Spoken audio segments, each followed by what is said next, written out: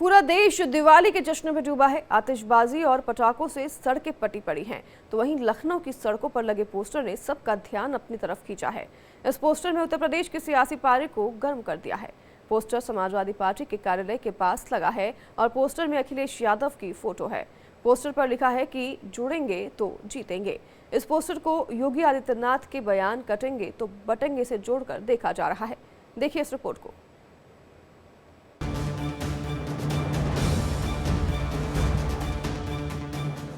UP की लड़ाई poster पर गरमाई।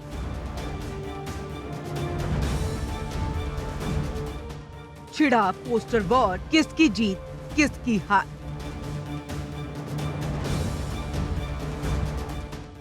बटेंगे तो कटेंगे वर्सेस जुड़ेंगे तो जीतेंगे।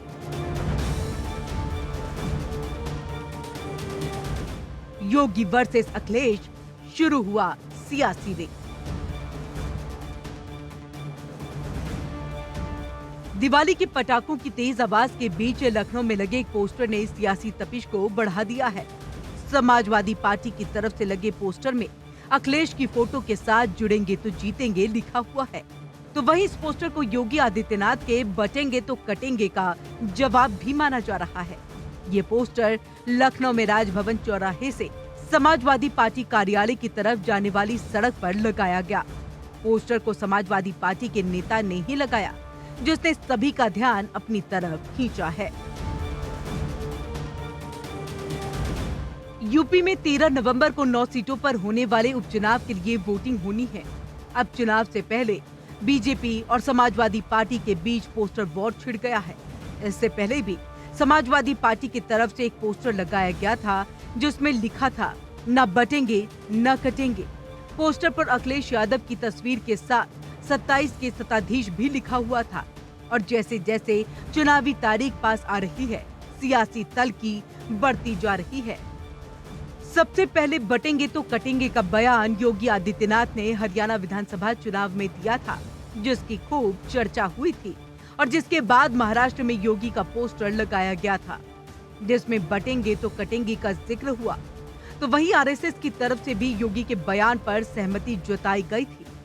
बहनों और भाइयों, राष्ट्र से बढ़कर के कुछ नहीं हो सकता, कुछ नहीं हो सकता। और राष्ट्र तब सशक्त होगा जब हम एक रहेंगे, नेक रहेंगे, तभी नेक रहेंगे।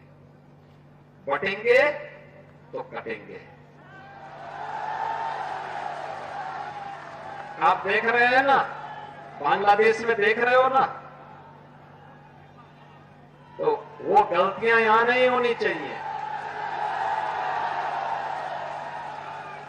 बटेंगे तो कटेंगे,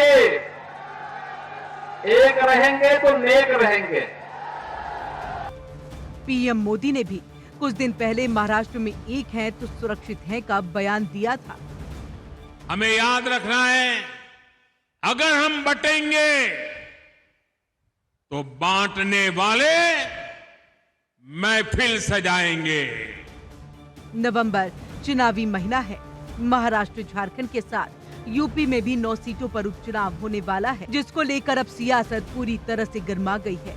तो वहीं समाजवादी पार्टी के पोस्टर को लेकर अब एनडीए की तरफ से हमला हो रहा है, तो वहीं कांग्रेस ने भी पलटवार किया है। देखिए, समाजवादी पार्टी के लोग वातानुकूलित कक्षों में बैठ करके नेतागिरी करते हैं और इनका प्रदेश की जनता से कोई मतलब नहीं है। जब जब ये पावर में रहे हैं, हमेशा गुंडे, बदमाश, माफिया पुष्पित और पल्लवित हुए हैं। प्रदेश की जनता इनकी कलई को अच्छी तरह जानती है। मुसलमानों का वोट लेती है सपा, बसपा, कांग्रेस, और सिर्फ वोट लेने का ही काम करते हैं, उनको हक हिस्सा देने का काम नहीं करते। मुख्यमंत्री जी जो कह रहे हैं वो बात, उनकी बात में दम है। वो इसी नाते कह रहे हैं कि अपनी कौम के प्रति वफादार हैं। वो मुसलमानों के दुश्मन है, हक हिस्सा दिलाने के लिए उनके नफरत पैदा किए हुए मुसलमानों में बीजेपी के खिलाफ, और उनके अलावा इससे कुछ नहीं है। कहीं कोई बांट नहीं रहा है, कहीं कोई आपस में लोगों में मतभेद नहीं करता। मतभेद का काम का जो पूरा काम है वो भाजपा करते हैं, विशेष रूप से योगी जी करते हैं। इनका काम है कि ये लोगों को कैसे भी बांटना है, लोगों को कैसे धमकाना है। ये अभी उपचुनाव हो रहा है, हर जगह धमकी दी जा रही है। यूपी में 9 सीटों पर होने वाले उपचुनाव के नतीजों से भले ही कोई सियासी फर्क नहीं पड़ेगा, लेकिन इस चुनाव को 2027 के पहले का सेमीफाइनल के तौर पर देखा जा रहा है। लोकसभा चुनाव में यूपी में सपा और कांग्रेस ने मिलकर जिस तरह से प्रदर्शन किया था, उसने बीजेपी की टेंशन बढ़ा दी है। वहीं अब एक बार फिर बीजेपी और समाजवादी पार्टी के बीच ये सीधी टक्कर होने जा रही है। इस चुनाव पर सबकी नजर टिकी है, लेकिन अब देखना होगा कि यूपी में जनता का आशीर्वाद किसे मिलता है और किसका वोट करता है, किसका वोट बढ़ता है।